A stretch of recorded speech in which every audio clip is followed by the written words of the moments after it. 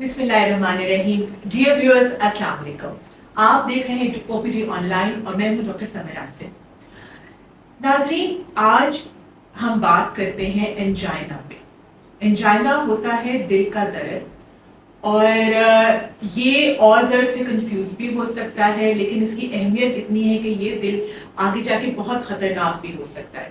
اس لیے آئیے ہم نے اسپیشلسٹ کو بلوایا ہے, ہمارے کارڈیولوجسٹ ڈاکٹر شہزاد. آئیے ان سے ملتے ہیں. السلام علیکم ڈاکٹر شہزاد, کیسے ہیں آپ؟ اللہ کا شکر. الحمدللہ. ڈاکٹر شہزاد, انجائنا کا درد کیا؟ ویسے تو انٹروڈکشن کراتے ہوئے آپ نے خود ہی بتا دیا کہ انجائنا پیکٹورس کہتے ہیں پورا نام اس کا, اور انجائنا دل کے درد کو انجائنا کہا جاتا ہے. انجائنا وہی اینجیوگرافی اینجو سے نکلا ہے, جو کہ دل کی شریانوں کے درد کو, جسے دل کی شریانوں کی تنگی کی وجہ سے جو دل کا درد ہوتا ہے اس کو انجائنا کہا جاتا ہے. تو دل کے درد کو سمجھ لیں کہ انجائنا کہا جائے تو اسے غلط نہیں ہو پائے. دل کی شریانوں میں تنگی آ جائے کہ درد ہوتا ہے؟ جی. ایسا کیوں؟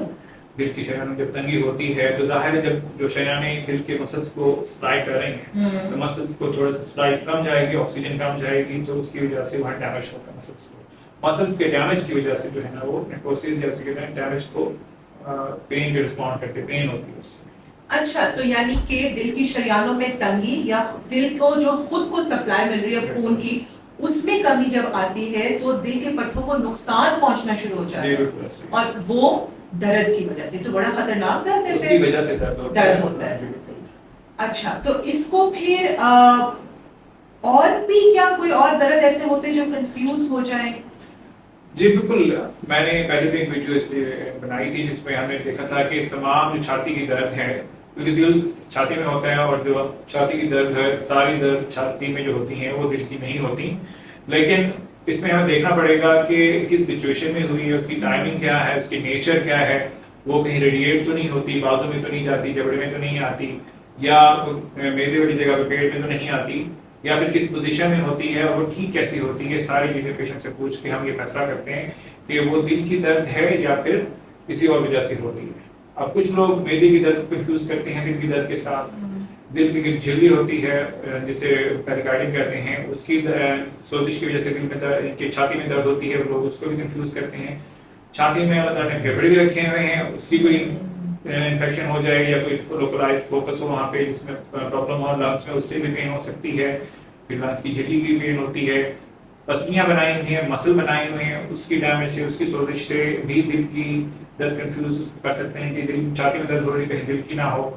لیکن اس کو دیکھنا بڑا ضروری ہے کہ کس کو ہو رہی ہے, کہ اس کی ایج کیا ہے اس پیشنٹ کی, یا اس شخص کی جس کو پین ہو رہی ہے اس کی ایج کیا ہے, کس ٹائمنگ پہ ہو رہی ہے. یوزلی جو دل کی درد ہوتی ہے وہ فجر کے وقت ہوتی ہے, صبح کی ارلی مارننگ جو پینس ہوتی ہیں وہ یوزلی دل کی ہوتی ہیں. ساتھ یہ دیکھنا پڑتا ہے کہ ایسوسیٹڈ سمپٹمز علامات تو نہیں آ رہی پیشنٹ کو, کوئی پسینہ وغیرہ تو نہیں آ رہا, پسینہ آ رہا ہے یا سانس رک رہا ہے, ساتھ اس کے گھٹن محسوس ہو رہی ہے, تو یہ دل کی وجہ سے یوزلی ہوتا ہے. اور ساتھ اگر آپ کو لگے کہ کچھ ایسی درد ہوتی ہے جو اس کو کنفیوز کرتی ہے, لیکن اس کو ہم پتہ کر سکتے ہیں کہ دل کی نہیں ہے. لائک اگر پیشنٹ کو پین ہو رہی ہے, لیٹنے سے ورس کر رہی ہے اور بیٹھنے سے بہتر ہو رہی ہے, تو ہم کہتے ہیں کہ دل کی درد نہیں ہے. لیکن ضرور اس چیز کو دیکھنا چاہیے پیشنٹ کی اگر ایج زیادہ ہے, ساتھ اس کے ساتھ اور رسک فیکٹر اس کے ہیں, لائک اس کو شوگر ہے, بلڈ پریشر ہے, اسموکر ہے, یا پھر اس کی فیملی ہسٹری میں آلریڈی کوئی پیشنٹ ایسا ہے کہ جس کو دل کا ماں باپ میں سے, بہن بھائی میں سے, فرسٹ ایڈ میں سے کسی کو دل کا عارضہ ہے, تو اس میں زیادہ چانس ہے کہ اس کو چھاتی کی درد ہو رہی ہے, وہ دل کی درد ہو سکتی ہے. تو اس کو ضرور آگے چیک کرنا چاہیے. ڈاکٹر صاحب, ٹپیکل انجائنا پین کیسا ہوتا ہے, جس کو اگر ہم نے جملے میں کہا لوگ اپنے ذہن نشی کر لیں اور اس کو پہچان پائیں؟ بہت زبردست سوال ہے, جو یہ ضروری ہے پتہ ہونا چاہیے کہ یوزلی پوری چھاتی میں درد ہوتا ہے, پیشنٹ نے ایسے ہاتھ رکھا ہوتا ہے پورا, یا پھر ایسے پوری کم از کم فسٹ مکہ رکھا ہوتا ہے اپنا, کہ ایسے یہاں پہ رکھا ہو. جو لوکلائز پین ایسے تھوڑی تھوڑی چبھن کی طرح, یا انگلی رکھ کے کہیں ادھر درد ہو رہی ہے یا مجھے ادھر درد ہو رہی ہے, وہ دل کی یوزلی نہیں ہوتی. پورا چھاتی میں درد ہوگی, یوزلی ریڈیٹ کرتی ہے لیفٹ بازو میں, کندھے میں. ریڈیٹ مطلب ریڈیشن مطلب کہ جا سکتی ہے, یہاں سے شروع ہو کے وہاں تک گھوم کے پوری بات پھیل سکتی ہے. بالکل کر سکتی ہے, دونوں کندھوں میں آ سکتی ہے, دونوں بازو میں آ سکتی ہے. جبڑے کی طرف یہ بہت ٹپکل ہوتا ہے. جبڑے کی طرف اگر پیشنٹ ہاتھ رکھے تو اکثر میرا کچھ بند ہوتے ہوئے محسوس ہوتا ہے نا, جبڑے کی طرف پین جانا اور چوکنگ ہونا یعنی کہ سانس رکنا, گھٹن محسوس ہونا, یہ سب سے زیادہ جو ہے نا خطرناک علامت ہے, اور یہ سب سے زیادہ الارمنگ ہے کہ یہ ظاہر کرتا ہے کہ یہ جو درد ہو رہی ہے مریض کو یہ دل کی ہوگی. گلے میں جو ہے نا درد اگر کوئی پیشنٹ آئے تو میں ایٹ لیسٹ کم از کم بہت کانشیس ہو جاتا ہوں کہ یہ پیشنٹ کو دل کی درد ہی ہو رہی ہوتی ہے. ساتھ پیشنٹ کو پسینہ آتا ہے اور ساتھ سانس بھی رکتا ہے, تو یہ خاص نشانیاں ہیں یہ پتہ کرنے کے لیے کہ دل کی درد ہے یا نہیں. صحیح. تو آپ نے کہا تھا رسک فیکٹرز ہوتے ہیں کہ اگر رسک فیکٹرز والے لوگوں کو ایسا درد ہو تو اس کے چانسز بہت ہیں انجائنا کے. یہ رسک فیکٹرز ایک آپ نے کہا تھا عمر, آپ ایک دفعہ پھر سے ایج زیادہ ہو اگر پیشنٹ کی. صحیح. ہاں, خواتین ہیں, خواتین میں یوزلی اللہ تعالیٰ نے پروٹیکٹیو سسٹم رکھا ہوتا ہے جب تک کہ وہ ایک خاص ایج لمٹ تک نہ پہنچے. اس کے بعد ان کا جو رسک ہے وہ اپنے ایج فیلوز مرد کے ساتھ جو ہے نا وہ برابر ہو جاتا ہے. مثال کے طور پہ 55 پلس آپ سمجھ لیں کہ میل سمجھ لیں اور 60 پلس فیمیل سمجھ لیں, اس میں زیادہ چانس ہوتا ہے دل کے عارضے کا. اور شوگر کا ہونا, شوگر کے مریضوں میں زیادہ ایسوسیشن ہے دل کے عارضے کی. بلڈ پریشر کا تیز ہونا, اس میں زیادہ چانس ہے. یا فیملی ہسٹری ہے, موروثی طور پہ بھی بہت زیادہ چانس ہوتے ہیں کہ آپ کا دل کا عارضہ, آپ کو جو چیسٹ پین ہو رہی ہے وہ دل کی ہوگی. ایک اور چیز ہوتی ہے جسے ہائپر کولسٹریمیا, یعنی کہ لپڈس اگر آپ کی کولیسٹرول کے آپ نے کروائی ہیں وہ زیادہ آتے ہیں آپ پہ, تو اس میں بھی زیادہ چانس ہوتا ہے کہ آپ کے دل کا عارضہ آپ کو ہوگا, اور جو پین ہو رہی ہے وہ ہو سکتا ہے وہ آپ کو دل کی ہی ہو. Right right. اور پھر پرانی بیماریاں اگر ساتھ ساتھ جگر کی ہو, گردے کی, اس سے کوئی فرق پڑتا ہے؟ بالکل فرق پڑتا ہے. جگر کا زیادہ اتنا ایسوسیشن ایز سچ نہیں ہے, لیکن گردوں کا. اچھا. ہم کہتے ہوتے ہیں جو رینل فیلئر ہے یا گردے میں جس کے زیادہ خراب ہیں, تو ہم کہتے ہوتے ہیں 180% چانس ہے کہ اس کو دل کا مسئلہ بھی ہوگا. 80%. 180%. 180% چانس. یہ ڈاکومنٹڈ رسک ہے گردوں کے امراض میں دل کا مرض ہونے کا. ڈاکٹر شہزاد, انجائنا کیا دل کا اٹیک ہے؟ اٹیک نہیں کہہ سکتے اس کو آپ. دل کی درد جو ہے وہ انجائنا ہے. انجائنا ورسن کر کے بڑا میجر اٹیک یا مائنر اٹیک, تین چیزیں ہوتی ہیں بیسیکلی دل کا عارضہ. ہم اگر لیمن لینگویج میں عام زبان میں ہم سوچیں, ایک انجائنا جسے ہم انسٹیبل انجائنا کہہ سکتے ہیں جو کہ, اور ایک ہوتا ہے میجر اٹیک جسے ہم ایسٹیلیشن ایم آئی کہتے ہیں, اور ایک ہوتا ہے مائنر اٹیک جسے نان ایسٹیلیشن ایم آئی ہوتا ہے. اس کو ہم رسک سرٹیفائی کرتے ہیں کہ پین ہونا تو اس میں لازمی تینوں میں, ٹھیک, کہ پین تینوں میں ہوگی. اگر فردر ہم اس کا جو ہم ای سی جی کرتے ہیں اور ہم بلڈ کا ٹیسٹ کرتے ہیں کہ اس کا ای سی جی کرنا بہت ضروری ہے دل کے درد کے ساتھ. اس میں ہم دیکھتے ہیں کہ میجر اٹیک نہیں آیا ہوا. اگر میجر اٹیک نہیں ہے تو اس کو فردر دو چیزیں ہو سکتی ہیں, یا تو صرف انجائنا ہو سکتا ہے یا پھر نان ایسٹیلیشن ایم آئی یعنی کہ مائنر اٹیک ہو سکتا ہے. اس کو سرٹیفائی کرنے کے ہم ایک بلڈ کا ٹیسٹ کرتے ہیں, یوزلی ٹروپن آئی یا ٹروپن ٹی جو بھی ہمارے پاس اویلیبل ہو وہ کر لیتے ہیں, کارڈین سائنس بھی کراتے ہیں. تو اس کے بعد ہم ڈیسائیڈ کرتے ہیں کہ یہ انجائنا ہے صرف یا پھر نان ایسٹیلیشن یا مائنر اٹیک سے ہم کرتے ہیں. ڈاکٹر شہزاد, انجائنا بڑا اٹیک چھوٹا اٹیک میں انتر کیا ہو رہا ہے؟ ہاؤ از انجائنا ڈفرنٹ پیتھوفیزیولوجیکلی, یعنی کہ اندر شریانوں میں اور مسل میں کیا فرق ہے کہ یہ ابھی انجائنا ہو رہا ہے, اب دل کا اٹیک ہو گیا, اور اب بڑا اور چھوٹا اٹیک ہو گیا؟ دیکھیے دل کی تنگی جو سب میں ہے, تینوں میں ہے, رگوں کی دل کی شریانیں, جی شریانیں جو دل کو سپلائی کرتی ہیں. ظاہر ہے دل کو بھی تو بلڈ سپلائی چاہیے, اس کو کام کرنے کے لیے آکسیجن چاہیے, خوراک چاہیے, وہ شریانوں کے ذریعے جاتا ہے. تو وہ وہاں پہ تنگی تو ہے, اس میں کوئی شک نہیں ہے, تنگی ہے. اب تنگی کس چیز کی سے بنتی ہے؟ وہاں پہ کولیسٹرول کا لوچڑا جمتا ہے, اس سے تنگی آتی ہے. جو دل کی اندر والی نالی کے اندر والی سرفیس ہوتی ہے اس پہ کولیسٹرول جمتا ہے, وہاں پہ اس سے تنگی ہوتی ہے. اب ہوتا کیا ہے, کوئی سٹریس کی وجہ سے یا کچھ ایسی صورتحال انکنٹرول شوگر کی وجہ سے یا انکنٹرول بلڈ پریشر کی وجہ سے وہ جو خون کا لوچڑا ہے اس کے اوپر ایک انجری آتی ہے یا سمجھ لیں کہ ضرب آتی ہے, جس سے چوٹ سمجھ لیں اس پہ لگتی ہے, تو اس سے وہ رپچر ہو جاتا ہے, یعنی کہ وہ پھٹ جاتا ہے خون کا لوچڑا, کولیسٹرول کا لوچڑا, اس پہ پھر خون جمنا شروع ہو جاتا ہے. اگر وہ خون کی نالی پوری طرح بند ہو جائے, 100% بند ہو جائے, اس خون اس کولیسٹرول کے لوچڑے کے پھٹنے کے اوپر جو خون جمتا ہے وہ پوری طرح نالی کو بند کر دیتا ہے, آگے بلڈ سپلائی نہیں جاتی, تو بالکل ہی 100% بند ہو جاتی ہے نالی, اور آگے مسل بالکل ڈیمیج ہونا شروع ہو جاتے ہیں اور ڈیڈ ہونا شروع ہو جاتے ہیں. اس ڈیڈ ہونے کی وجہ سے بہت شدید پین ہوتی ہے مریض کو, اور اس میں خاص ای سی جی چینجز آتی ہیں جس سے ہمیں پتہ چل جاتا ہے کہ پوری طرح نالی بند ہو گئی ہے اور اس کو فوراً سے کھولنے کی ضرورت ہوتی ہے. وہ پورا بڑا والا دل کا اٹیک, وہ میجر اٹیک. ٹھیک ہے. تو انجائنا میں ابھی دل کے مسل کو پرماننٹ نقصان نہیں ہوا ہوتا, لیکن دل کے اٹیک میں بس ہوا ہی ہوتا ہے. دل کے اٹیک میں شروع ہو چکا ہوتا ہے ڈیڈ ہونا, اس لیے اتنا درد ہوتا ہے. بالکل. اور یہ دل کا چھوٹا اٹیک کیا ہے؟ اٹیک یہ ہے جی کہ اس میں بھی رپچر تو ہوتا ہے, لیکن کلوٹ بن گیا, یعنی کہ چوٹ لگی اس کولیسٹرول کے پلیٹ کو, دوسرے کو, اس کے اوپر بلڈ جمنا شروع ہوا, لیکن پوری طرح اس نے چوک نہیں کیا, بند نہیں کیا نالی کو, کچھ نہ کچھ خون رستے ہوئے آگے جاتا رہا. تو پین تو اس میں بھی ہوتی ہے, لیکن 100% نالی بند نہیں ہوتی, تھوڑا سا زندہ رہتا ہے, لیکن اس میں بھی کافی پین ہوتی ہے. لیکن وہ بھی اس کو بھی انٹروین, یعنی کہ اتنی ایمرجنسی نہیں ہوتی جتنا میجر اٹیک میں ہوتی ہے, لیکن مائنر اٹیک میں بھی آپ کو ودن 24 آورس کو کھولنے کی ضرورت پڑ جاتی ہے. انجائنا میں یہ ہے کہ پین جلدی ٹھیک ہو جاتی ہے آپ کی, جو میجر اور مائنر اٹیک میں پین جلدی ٹھیک نہیں ہوتی. اور ایک بات جو ابھی بتانا ضروری ہے کہ دل کی جو درد ہوتی ہے نا, وہ ڈاکومنٹڈ ہے, بکس میں لکھا ہوا ہے کہ 5 منٹ سے زیادہ کی اگر درد ہوگی تو وہ دل کی ہوتی ہے, 5 منٹ سے جو کم ہوگی وہ دل کی نہیں. اگر دل کی درد ہوتی ہے, انجائنا ہوتا ہے, تو وہ 5 منٹ سے زیادہ پرسسٹ کرنا چاہیے بائی ڈیفینیشن. صحیح. ہاں, اگر 5 منٹ سے کم ہے اور خود ہی ٹھیک ہو جاتا ہے تو اس طرح سمجھ لیں کہ دل کا اس کا نہیں ہے. مطلب ڈاکٹر شہزاد, انجائنا کا درد عموماً چلنے پھرنے سے زیادہ ہو جاتا ہے نا, تو اگر میں بس تھوڑا سا چلوں 2 منٹ اور درد ہوا پھر وہ رک جائے جب میں کھڑی ہو جاؤں, تو وہ بھی انجائنا کا درد نہیں؟ وہ ہے, بالکل ہے. اس میں یہ ہے کہ اس کو ہم کہتے ہیں ایگزرشن انجائنا. ایگزرشن, آپ نے ایگزرٹ کیا, آپ چلے ہیں. اس کے مختلف, یہ بہت بڑا ٹاپک ہے. اس میں صرف انجائنا, آپ میجر مائنر اٹیک کو چھوڑ دیں نا, صرف انجائنا ہی ایک بہت بڑا ٹاپک ہے کہ جس کی کلاسیفیکیشنز ہیں. ٹھیک ہے, grade 1, grade 2, class 1, class 2, class 3, اس طرح اس کی کلاسیفیکیشنز ہیں کہ کلاس 4 تک کہ آپ کو اگر ریسٹ پہ پین ہو رہی ہے, بیٹھے بیٹھے کچھ نہیں کر رہے, یہ کلاس 4 ہے, یعنی کہ زیادہ سیویئر ہے. جی بالکل, آن ریسٹ ہو گیا نا, آن ریسٹ بیٹھے بیٹھے آپ کو بھی دل کا درد ہو رہا ہے, بہت بات. بالکل یہ بھی انجائنا ہے. ضروری نہیں کہ یہ اٹیک ہے, ضروری نہیں کہ اٹیک ہے, لیکن یہ انجائنا ہے. انجائنا گریڈ 4 کا ہے, پھر گریڈ 3 کا, گریڈ 2 کا, گریڈ 1 کا یہ ہے کہ آپ روٹین میں آپ کو کچھ نہیں ہوتا, آپ بہت زیادہ ایکسرٹ کرتے ہیں تو اس میں آپ کو پین ہوتی ہے, تو وہ یہ گریڈ 1 ہے. لیکن گریڈ 2 کا یہ ہے کہ پہلے آپ کو زیادہ ایکسرٹ کرنے پہ درد نہیں ہوتی تھی, اب کم ایکسرٹ کرنے پہ ہوتی ہے. گریڈ 3 کا یہ ہے کہ آپ جو ہے نا مینیمل جو روزمرہ کے کام ہے, واش روم جانے سے بھی آپ کو پین ہو جاتی ہے, تو یہ گریڈ 3 کا ہے. اور گریڈ 4 ریسٹ پہ کہ آپ کو بیٹھے بیٹھے بھی لیٹے لیٹے پین ہو رہی ہے, تو یہ گریڈ 4 ہے.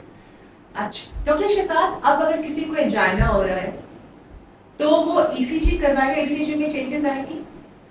انجائنا میں ضروری نہیں ہے کہ اسی میں چینجز آئیں, یہ ایک بہت بڑا معاملہ ہے. ہاں, یہ کہ انجائنا میں ضروری نہیں ہے کہ آپ کی اسی میں چینجز آئیں گے. جو اکثر پہلے ہم بات کر رہے تھے میجر اور مائنر اٹیکس میں, اس میں میجر میں تو لازمی ہے کیونکہ بائی ڈیفینیشن ہی اسی جی سے ہوتی ہے کہ میجر اٹیک ہوا. مائنر اٹیک میں اسی کی چینجز منیمم سی ہوتی ہیں, اور ساتھ آپ کے کارڈک ڈیزائن جو بلڈ کے ٹیسٹ ہیں وہ ریس آتے ہیں.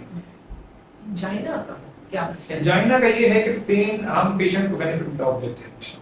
پیشنٹ کو ہم جیسے کہ سچا ہے, پیشنٹ کی جو پین ہے وہ ٹپکل ہوتا ہے, مجھے چھاتی میں درد ہو رہی ہے, بازو میں جا رہی ہے, کندھے میں آ رہی ہے, یا پھر جبڑے میں آ رہی ہے, گلے میں چوکنگ ہو رہی ہے, ساتھ پسینہ آ رہا ہے اور سانس خراب ہو رہا ہے, تو ہم ضروری ہم پھر اسی چیز کو ویٹیج نہیں دیتے. پیشنٹ کی ہم بات کو اس کے بعد رسک فیکٹر بھی ہم سارے کے ساتھ, شوگر بھی ہے, بلڈ پریشر بھی ہے, اسموکنگ کی بات ہم کرنا بھولیے. میں اور آپ ایک الگ سیشن ہوگا اسموکنگ کا. اسموکنگ تو بہت بڑا رسک فیکٹر ہے.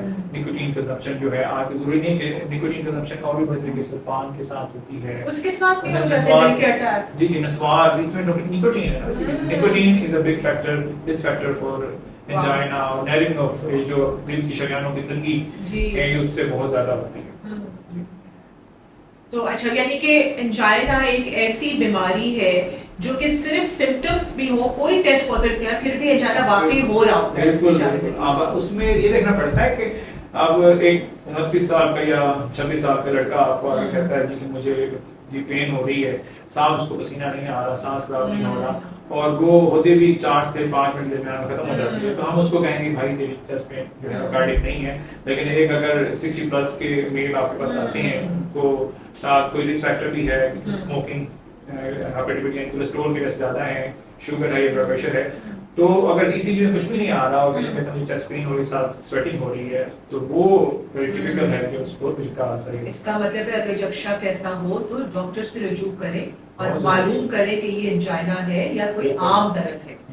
صحیح. تو اگر بالفرض میں آپ کے پاس آتی ہوں اور انجائنا کا درد ہو رہا ہے اور آپ نے اب کیا ٹیسٹ, آپ ECG کا تو چلے کچھ پتا, اور بھی کوئی ٹیسٹ کریں گے آپ؟ جی بالکل ایسے ہی, ہم نے فردر اس کو لسٹ ایڈوائز کرنا ہوتا ہے کہ اس کو ہم نے کس طریقے سے لے کے چلنا ہوگا. اس کو دوائیں تو ہم نے شروع کرنی ہی کرنی ہے, لیکن کچھ مریض ایسے ہوتے ہیں جس میں ایک میں نے آپ کو گریڈ بتا دیے کہ پیشنٹ کی روزمرہ کی لائف کیسے ڈسٹرب ہو رہی ہے اس پین کی وجہ سے. اگر زیادہ ڈسٹرب ہو رہی ہے تو اس کو ہمیں جلدی دل کی شریانوں کو دیکھنا پڑے گا, اس کو کھولنا پڑے گا.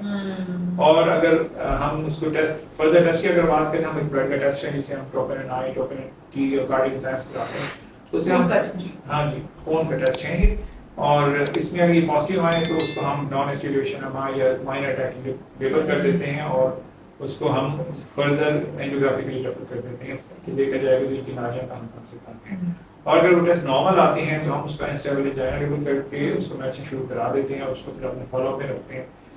اگر کوئی پیشنٹ پرانی ہسٹری بھی دے رہا ہے کہ پہلے بھی مجھے اس طرح کا مسئلہ ہو چکا ہے اور میں نے اس کے ٹیسٹ نہیں کرایا, تو ہم اس کو ایک دل کا الٹرا ساؤنڈ سے ایکوکارڈیوگرام کہتے ہیں وہ آفر کرتے ہیں, تو اس کے ساتھ بھی ہم کافی انفارمیشن دے دیتے ہیں. تو انجائنا کو ڈائگنوز کرنے کے لیے اینجیوگرافی نہیں چاہیے ہوتی؟ انجائنا کو ڈائگنوز کرنے کے لیے, انجائنا تو ایک پین کا نام ہے نا جی, انسٹیبل انجائنا اس کو ہے نا کہ انسٹیبل انجائنا ہے. پیشنٹ انسٹیبل مطلب یہ کہ پیشنٹ کو گریڈ 3 آنورڈ جو ہے نا کافی زیادہ پین ہونا شروع ہو گئے تو اس کو ہم ضرور اینجیوگرافی کریں گے. اینجیوگرافی اصولی طور پہ اگر کہا جائے تو سب کو نہیں چاہیے. اگر آپ نے سب جن کو یہ درد ہے, ہاں سب لوگوں کی نہیں, سب لوگوں کی نہیں, جو آپ کے پاس دل کے عارضے کے ساتھ دل کی درد کے ساتھ آتا ہے اور آپ اس کو لیبل کر دیتے ہیں اس کو انجائنا پین ہے تو اس کی اینجیوگرافی ہونی چاہیے.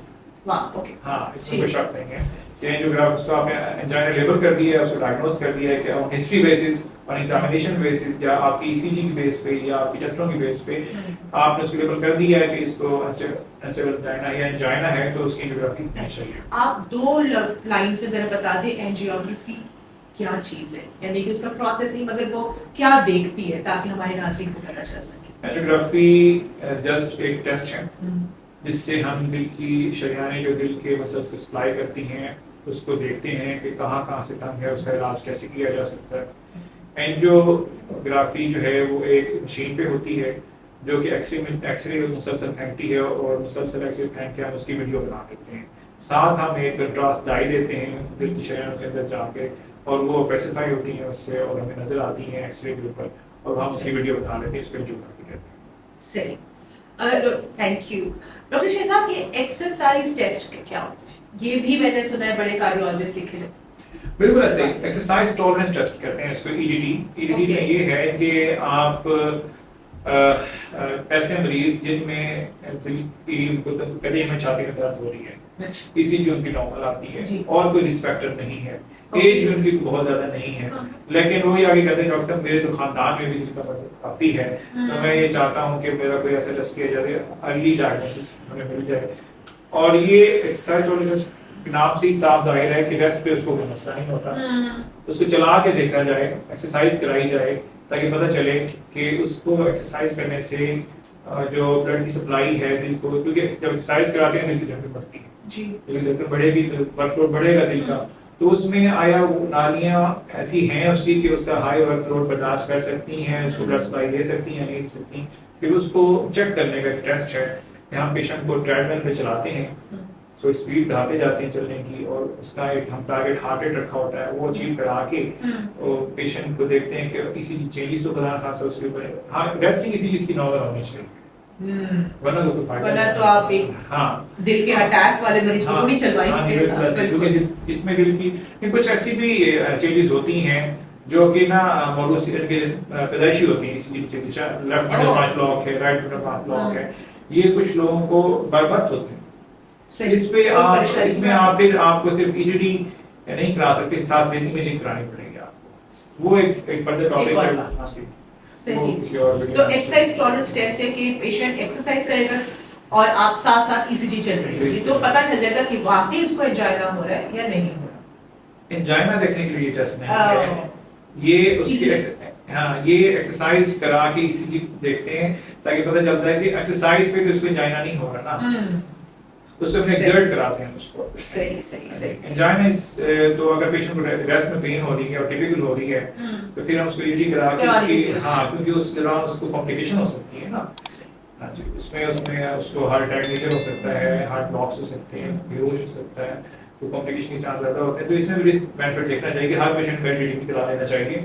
جس میں ٹپیکل آپ کی پین ہو رہی ہو, انجائنا ہو رہا ہو, تو وہ میرا خیال ہے کہ اس کو ڈائریکٹ انجیوگرافی نہیں دیں. صحیح تاکہ حتمی پتہ چل جائے. صحیح, بہت کامن چیز ہے, بہت سارے لوگوں کو اس کے بارے میں پتہ ہی نہیں ہوتا. امید ہے ہماری ویڈیو کے ساتھ کی وجہ سے لوگوں تک آگاہی پہنچے گی, اس چیز کو پہچانیں گے. یہ کھلا دشمن ہے, اس کو پہچانیے, اس اویئرنیس کو پھیلائیے. اور آپ کے کوئی سوال آتا ہے پلیز پوچھیے, ہم ایک اور بھی ویڈیو سے بنا سکتے ہیں. ڈاکٹر شہزاد ہم بات کر لیتے ہیں. ڈاکٹر شہزاد آپ نے وقت دیا, بہت شکریہ آپ کا. کوئی لاسٹ میسج دینا چاہتے ہیں؟ میسج ہمیشہ کی طرح یہی ہے کہ اپنے دل کا آپ سب سے زیادہ خود خیال رکھ سکتے ہیں, اپنے کھانے پینے کے احتیاط کر کے اور اپنی لائف اسٹائل ماڈیفکیشن کر کے روزانہ سیر کریں. میکسیمم سیر 5 منٹ سے شروع کریں اور اس کو آدھے گھنٹے تک لے کے جائیں. آدھے گھنٹے سے زیادہ کی واک ہمیں درکار بھی نہیں ہے آپ سے. آدھے گھنٹے کی واک ڈیلی کریں اور اپنے کھانے پینے میں سبزیوں دالوں کو اور میکسیمم چکن اور مچھلی کو اپنی عادت بنائیں. بڑا گوشت چھوٹا گوشت کوشش کریں کہ نہ کھائیں. باقی اس سلسلے میں ہم مزید ویڈیوز بھی بنائیں گے, اس سے بھی ہم آپ کو آگاہ کرتے رہیں گے. OPD آن لائن کے پلیٹ فارم سے ہم اجازت چاہتے ہیں. اگر آپ کو کوئی سوال ہو تو آپ ہمارے کمنٹ سیکشن میں پوچھ سکتے ہیں, ہم اس کا بر وقت جواب دینے کی پوری کوشش کریں گے. اللہ حافظ.